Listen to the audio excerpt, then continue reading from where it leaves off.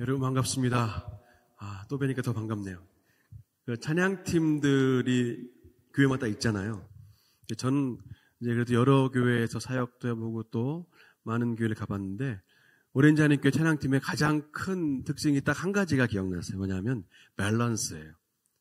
그러니까 누구 하나 튀는 사람 없이, 튀는 연주자 없이 밸런스가 참 좋은데 그거는 굉장히 예배 찬양팀으로서 가장 중요한 강점이거든요.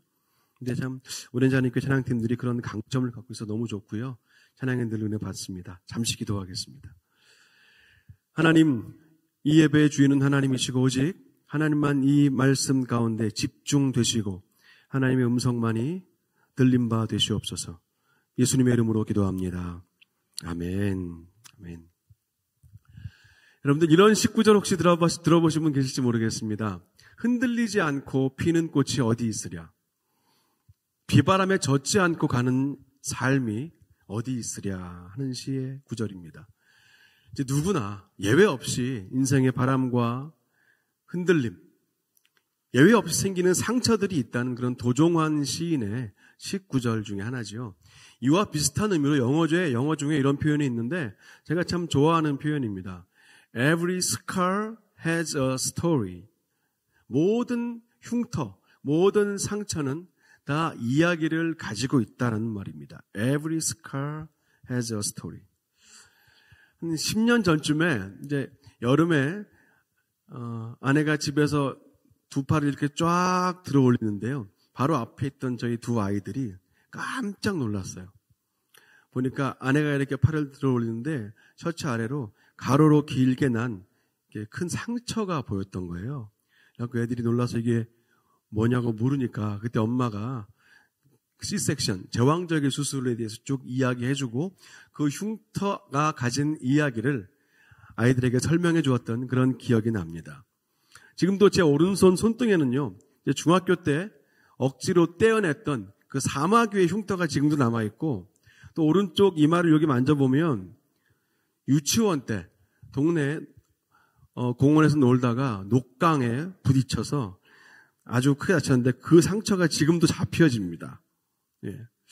우리가 보통 이렇게 상처를 말할 때는 몸에 난 상처만 말하는 건 아니죠.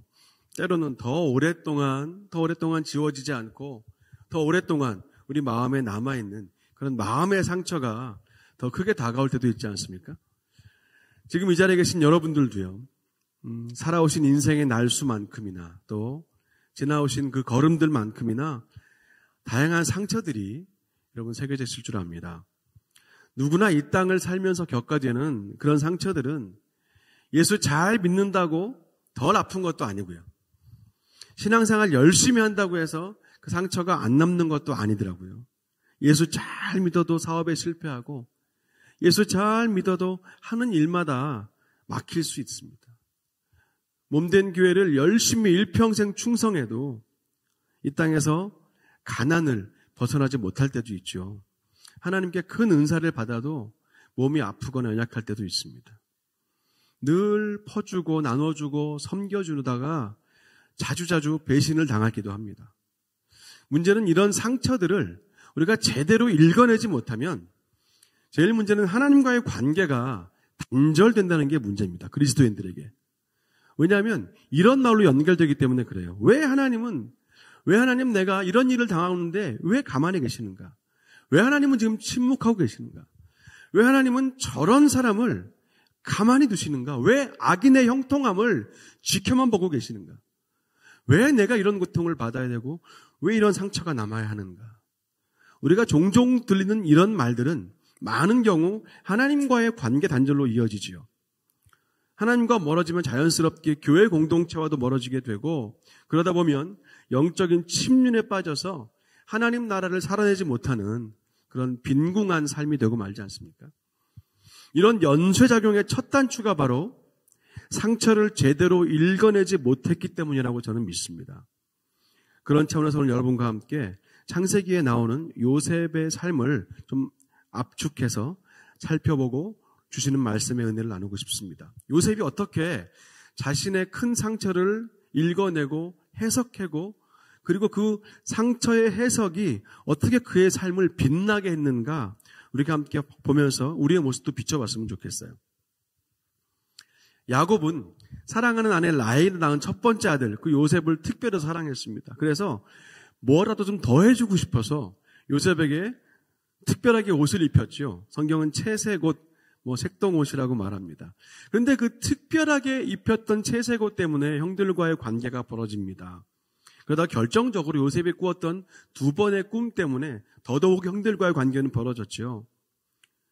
내 꿈에 형들이 나에게 절을 하더이다. 이런 철없는 불쾌한 내용의 꿈을 아무렇지 않게 말하는 요셉을 보면서 형들의 마음에는 미움과 분노가 점점 커져갔습니다.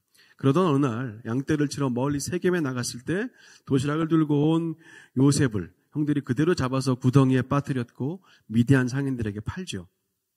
정확히 그 지점이 그때가 요셉의 삶의 큰 변곡점이 아닙니까? 아버지가 입혀주셨던 그 고운 채색 옷이, 곱디고 온 채색 옷이 노예의 옷으로 갈아입혀지던 순간이에요.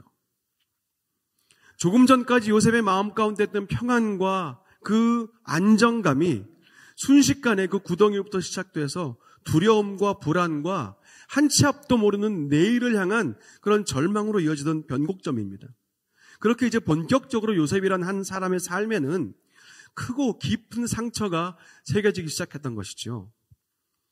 근데 우리가 이 장면, 그 구덩이 이후에 되어진 요셉의 삶은요, 지난주 말씀처럼 세상이 전혀 예측하지 못하는, 예상하지 못하는 삶으로 흘러갔습니다. 오히려 아버지가 입혀주신 화려한 채색 옷에 감추어 있던 그 요셉의 신앙의 중심이 그 큰 고난, 말도 안 되는 아픔 속에서 오히려 더 드러나기 시작했다는 겁니다. 성경은 그래서 하나님이 그와 함께 하셨더라라고 말하죠. 임마누엘, 임재와 동행의 삶을 말하는 겁니다. 그 임재와 동행의 삶을 통해서 비록 종으로 팔려갔지만 오히려 그 보디발 가정의 총무가 됐죠. 보디발의 아내에게 어이없이 누명을 쓰고 수년을 감옥에 갇혀 있을 때에도 간수의 시임을 얻어서 관리자가 됩니다. 술 맡은 관원장의 꿈을 해석해 주면서 복직을 부탁했지만 2년이 넘도록 아무 소식이 들려오지 않을 때에도 요셉은 불안해하거나 초조해하지 않았습니다. 성경은 하나님은 요셉이 어디에 있든지 함께 계셨고 그리고 요셉은 자기가 어디에 있든지 하나님과 함께 했다라는 놀라운 임마누엘의 은혜를 말합니다. 그렇게 요셉의 큰 상처와 흉터는요, 하나님의 은혜와 그 능하신 손 안에서 아물어가고 있었고 하나님의 귀한 말씀들이 새겨지고 있었습니다. 그리고 시간이 더 흘러서 오늘 읽은 본문처럼 자신을 정말로 죽이려고 했던 그 형들에 대한 마음까지도 그들이 자신에게 주었던 그 큰 상처가 읽혀지고 해석이 되고 하나님의 은혜로 역전되고 전환되었던 것이지요. 그래서 오늘 그렇게 고백한 거 아닙니까? 당신들이 나를 이곳에 팔았다고 해서 근심하지 마소서, 한탄하지 마소서. 하나님이 생명을 구원하시려고 나를 당신들보다 먼저 보내셨나이다.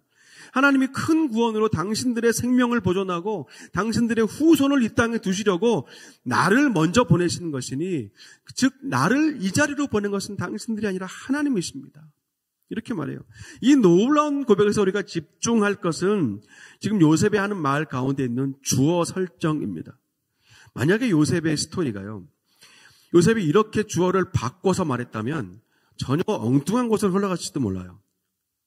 당신들 때문에 내가 그때 그런 모진 고초를 겪었어요.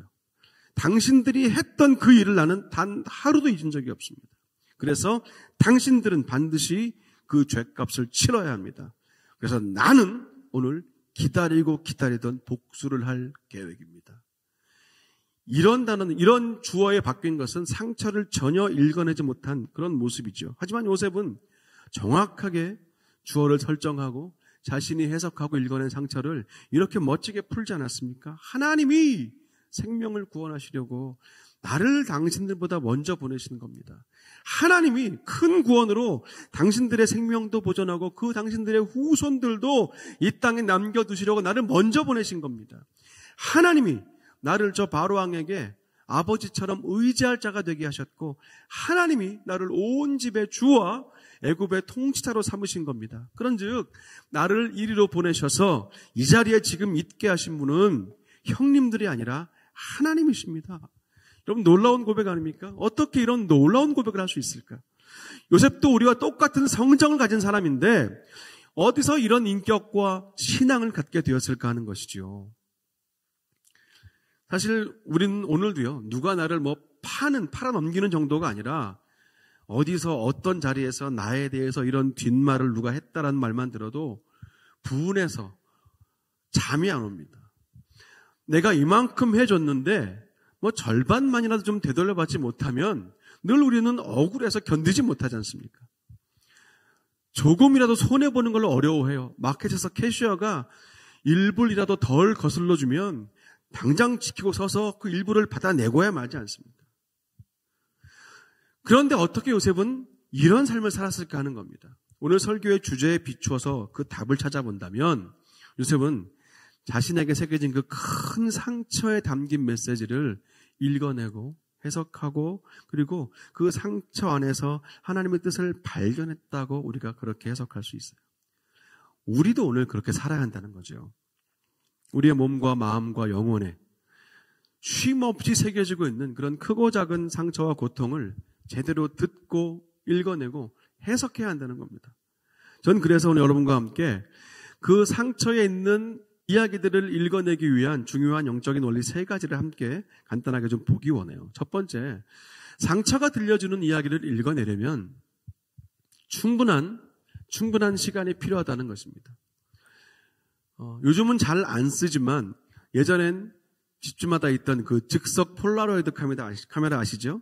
그걸 찍으면 그 홈으로 쭉 인화용지가 빠져나오지 않습니까? 그러면 인화용지 끝을 잡고 기다립니다. 근데 유독 한국 사람들이 기다리는 동안에 많이 하는 행동이 하나 있죠. 뭘까요? 계속 흔드는 겁니다.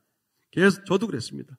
근데 실제로 알아보니까 과학적으로는 그래서 안 좋대요. 흔들수록 잉크가 한쪽으로 쏠리기 때문에 더 사진이 골고루 안 나온다고 합니다. 근데 어디서 들은 걸로 흔들면 빨리 나온다는 그런 속설 때문에 저도 열심히 흔들었던 기억이 나요.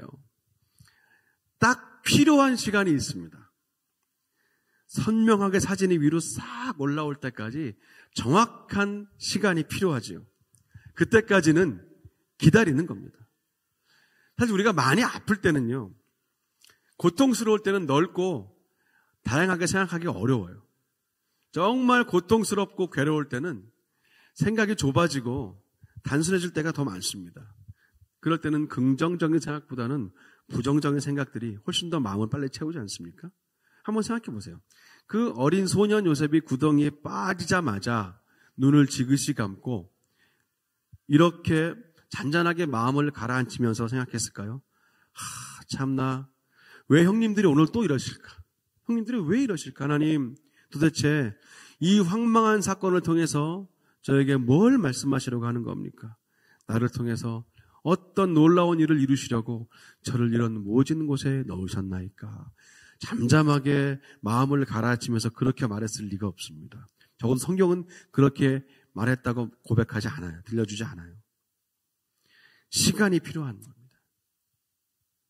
상처를 읽어내려면 수많은 메시지들을 정확히 뚜렷이 읽어내려면 시간이 필요합니다.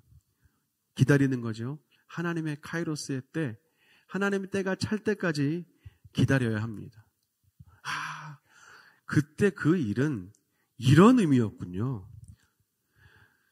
그래서 주님께서 저를 그때 그 자리에 두셨던 거군요. 이때까지 걸림돌인 줄만 알았던 내 약함이, 내 단점이 하나님의 역사를 이루시는 디딤돌이 되는 거군요. 할렐루야. 정말 그때는 몰랐습니다. 그저 힘들기만 하고 억울하기만 하고 한 치 앞도 보이지 않았는데 그 모든 아픔과 상처는 저를 강하게 하시고 든든히 하시려는 하나님의 훈련이었군요. 제가 이제는 믿습니다. 이런 고백들은 하나님의 때가 찼을 때, 그 카이로스의 때가 되었을 때만이 할 수 있는 그런 고백이지요. 시간이 필요하다는 겁니다.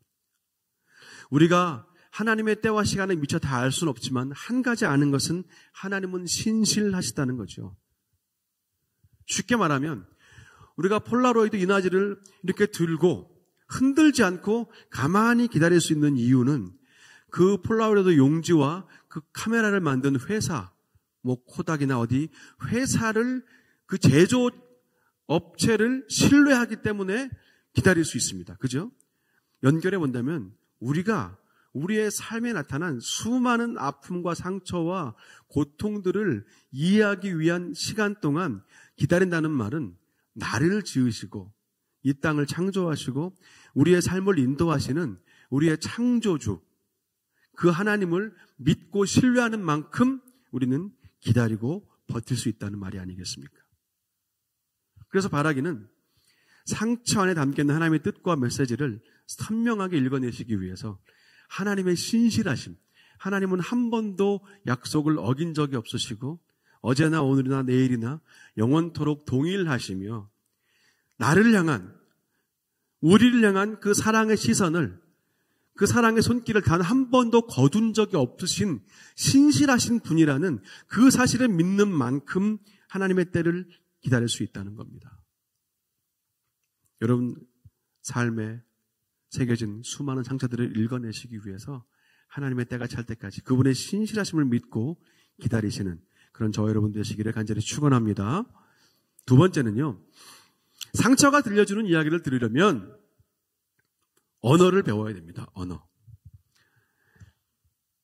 꼬불꼬불한 말로 쫙 써있는 그 아랍어는 아무리 들여다봐도 모르겠어요. 차근차근 공부해도 어려워 보입니다. 근데 분명히 그 글자 안에는 수많은 이야기와 메시지가 들어있는데 배우지 않으니까 그 단어들을 전혀 알지 못하니까 읽혀지지 않지 않습니까? 이해할 수 없는 거예요. 하나님은 요셉의 삶에 수많은 이야기들을 적어가셨습니다. 구덩이에 빠져있을 때 요셉은 미처 읽어내지는 못했겠지만 보디발의 감옥에서, 보디발의 집에서, 그리고 또 감옥에서, 애굽의 총리의 그 자리에서 하나하나 하나님의 언어를 배워갔을 겁니다. 그래서 결국 그 요셉이 상처 안에 새겨주신 하나님의 메시지들을 정확히 읽어낸 증거가 오늘 읽은 그 말씀 아니겠습니까? 요셉은 복수가 아니라 용서를 선택했고, 그래서 요셉은 저주가 아니라 축복을 선택했던 겁니다. 언어를 배워야 합니다. 믿음의 언어를 배워야 합니다. 하나님과 소통할 수 있는 언어를 배워야 합니다. 그래야 우리의 상처에 새겨진 하나님의 이야기를 읽어낼 수 있어요. 이 언어는 성경 안에 다 들어있습니다. 구약에 나타난 수많은 믿음의 사람들과 그들의 이야기를 통해서 우리는 하나님 우리 인생을 어떻게 다루고 인도하시는지, 어떻게 광야를 지나게 하시고 그 어려움 가운데도 얼마나 우리를 향한 신실하신 그 약속들을 붙들고 계시는지 그 하나님을 발견하게 되죠. 또 신약을 통해서 나타난 많은 인물들과 그들의 이야기를 통해서 우리는 하나님이 오늘도 교회를 붙드시고 교회를 세우시고 교회를 통하여 복음을 확장시키시고 그 공동체된 저와 여러분들을 통해서 하나님을 알게 하고 또 하나님을 향한 그 은혜의 자리로 더 나아가게 하시며 온 열방을 향한, 온 세상을 향한 그 사랑의 편지, 그 복음의 메시지들을 증거하고 전달하는 편지의 전달자로 우리를 삼으셨다는 증거들이 신약에는 얼마든지 나와 있지 않습니까? 전 그렇게 우리가 말씀 안에서 신앙의 언어를 배워가고 믿음의 언어를 배워간다고 믿습니다. 큰아이가 처음 프리스쿨에 들어갔을 때 기억이 나요. 한 번은 선생님이 주신 숙제를 가지고 왔는데 집 락 안에 단어 카드를 한 10장 가지고 왔습니다. 펼쳐보니까 mom, dad, love, school 이런 말들이 쭉 있었어요. 이 말들을 조합해서 서로 이렇게 대화하라는 그런 숙제였습니다. 재밌긴 했는데 얼마 되지 않아서 한계가 왔습니다. 하고 싶은 말이 훨씬 더 많은데 단어가 부족했던 거예요. 다행히 그 다음번 학교에서 더 많은 단어 카드를 보내주긴 했습니다. 단어가 많으니까 훨씬 더 대화가 늘어났고요. 감정을 표현하고 기분을 나누고 생각을 드러낼 수 있었어요. 정확히 같습니다. 이것과 같아요. 성경은 하나님이 우리와 소통하시는 하나님의 대화의 채널이죠. 그래서 우리가 우리 안에, 내 안에 얼마나 많은 하나님의 말씀이 들어있는가에 따라서 하나님과의 풍성하고 다양한 대화가 가능하다는 겁니다. 여러분, 그래서 묻고 싶습니다. 여러분은 얼마나 하나님과 소통을 하고 계십니까? 대화의 컨텐츠와 대화의 방식은 충분히 다양하십니까? 하나님 말씀 앞에 내가 얼마나 자주, 얼마나 가깝게, 얼마나 진지하게 연결되어 있는가를 늘 확인하셔야 됩니다. 내 안에 쌓인 만큼 해석할 수 있기 때문입니다. 읽어낼 수 있기 때문입니다. 그래서 바라기는 여러분의 안과 밖에 새겨져 있는 그 인생의 수많은 상처들 안에 한 땀 한 땀 적어 놓으신, 담아 놓으신 그 하나님의 이야기를 읽어내시기 위해서 더욱더 오늘도 말씀 앞으로 한 걸음 더 나아가시기 바랍니다. 더 많이 하나님과 대화하실 겁니다. 더 구체적인 기도의 응답을 받으실 겁니다. 그렇게 말씀을 여러분 안에 풍성히 쌓아놓으심으로 말미암아 큰 흉터뿐 아니라 작은 상처 하나에도 세밀하게 적어 놓으신 하나님의 이야기를 읽어내시고 또 발견하시는 Great Reader, Great Reader로 사시는 그런 저와 여러분 되시기를 간절히 축원합니다. 세 번째 마지막은요. 상처가 들려주는 이야기를 들으려면 십자가 달리신 예수를 바라봐야 한다는 거죠. 오늘 우리가 본 요셉은 구약에 나오는 수많은 인물 중에서 예수 그리스도를 가장 잘 예표하는 대표적인 인물입니다. 그래서 요셉을 통해서 예수님을 우리가 바라볼 수 있게 되는 거죠. 가족보다 더 가까웠던 제자들의 외면과 그 배신은 형들에게 배신당하여 구덩이에 빠진 그 요셉의 모습과 비교할 수 있습니다. 호산나를 외치다가 갑자기 십자가에 못 박아라로 바뀐 그 군중들의 변심에서 보디발의 아내의 모습이 읽히기도 하지요. 빌라도 진실보다 타협을 선택한 그 권력자 때문에 예수님이 사형 언도를 받으셨고 수치와 모욕을 당하며 십자가 지신 겁니다. 하늘에 빛나던 채색 옷을 입으셨던 분이 죽음의 수의를 입으셨고 물과 피 흘리시며 우리를 대신하여 죽으셨습니다. 이 십자가 바라볼 때 우리는 그 안에서 하나님의 구원 이야기를 읽죠. 그가 상함은 우리의 허물 때문이요 그가 찔림은 우리의 죄악 때문이라. 그가 징계를 받음으로 우리가 평화를 누리고 그가 채찍에 맞음으로 우리가 나음을 얻었도다. 예수님의 십자가는 나의 죄와 허물을 대신 지심으로 우리에게 나음과 생명을 주신 하나님의 구원입니다. 모든 죄인을 살리시고 영혼으로 인도하시는 생명의 복음이죠. 그렇기 때문에 우리는 날마다 주님의 십자가를 붙들고 살아야 날마다 다가오는 수많은 상처들을 읽어내고 해석할 수 있습니다. 예수님의 상처 안에는, 그 십자가 안에는 저와 여러분을 향한 하나님의 용서와 사랑과 구원의 이야기가 어느 것도 지울 수 없는 그 그리스도의 보혈로 새겨져 있다는 것이기. 우리가 이 땅에 살면서 받는 모든 상처들은요, 이미 예수님 십자가 위에 새겨져 있습니다. 이 십자가 구원의 능력을 통해서 우리의 어떤 아픔과 어떤 상처들도 해석되고 회복될 수 있음을 믿으시기를 간절히 축원합니다. 우리 찢긴 마음과 때로는 힘든 모습을 가지고 향할 곳은 오직 십자가밖에 없습니다. 상처 입은 영혼과 삶을 끌어안고 우리가 집중할 곳은 십자가뿐입니다.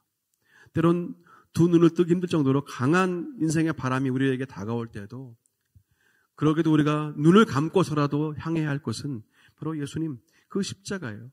그 주님을 바라보심으로 인하여 그 안에 있는 영원한 생명과 소망으로 오늘을 살아내시는 저와 여러분 되시기를 간절히 축원합니다.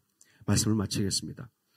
우리는 여전히 오늘도 예고 없이 찾아오는 수많은 고난을 넉넉히 견디고 이겨낼 힘은 없습니다. 그런 능력 있는 사람들은 아니에요. 자주 넘어집니다. 자주 실수하고 자주 실패하고 알면서 또 그 자리로 가기도 합니다. 연약합니다. 하지만 우리 그리스도인이라는 이름에 새겨진 우리의 정체성은요, 내 삶에 이리저리 그어져 있는 그 수많은 상처 속에서도 선명하게 하나님의 이야기를, 메시지를 읽어낼 수 있는 사람들, 그들이 바로 그리스도인입니다.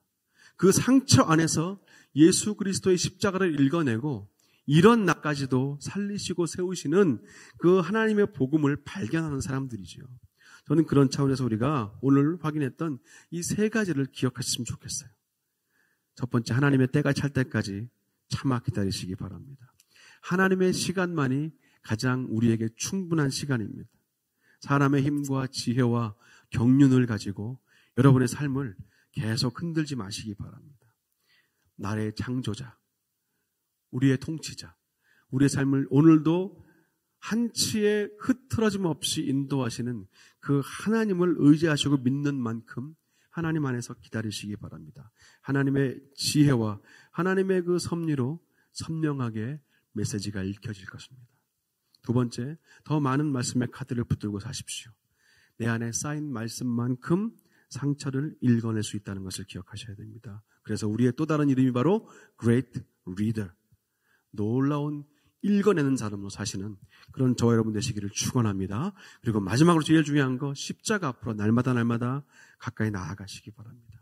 그 십자가 앞에 내 상처를 둘 때 그 십자가 안에서, 그 앞에서 내 수치와 내 상처와 나의 어리석음과 연약함까지 다 가리움을 얻고 새롭게 됨을 없는 그런 이 십자가 복음의 능력과 그 은혜가 매일매일 나로부터 시작되어서 나와 가장 가까이 있는 이들에게, 그리고 저 멀리 열방 끝까지 흘러가는 그 역사가 오늘도 쓰여질 수 있기를 간절히 축원합니다. 갈라디아서 6장 17절에서 바울은 이렇게 고백했어요. 이후로는 누구든지 나를 괴롭게 하지 말라. 내가 내 몸에 예수의 흔적을 지니고 있노라. 내 모든 상처 안에서 바울은 예수 그리스도의 흔적을 읽어냈다는 증거입니다. 여러분, 누구누구 때문에, 우리가 입버릇처럼 말하는 누구누구 때문에가 아니라 하나님의 은혜로를 선포하시며 사십시오. 그때 그 상처만 없었다면, 그때 그 사람만 없었다면이 아니라 그때 그 상처 덕분에, 그때 그 사람 덕분에로 그렇게 바꾸어 감사를 고백하며 살아야 됩니다. 그래서 오늘 주신 말씀처럼 오해가 아니라 은혜로, 원망이 아니라 감사로, 포기가 아니라 소망으로, 그리고 복수가 아니라 복음으로 사시는 저와 여러분, 그리고 주의 복된 공동체 되시기를 주님의 이름으로 축원합니다. 아멘. 우리 기도하겠습니다.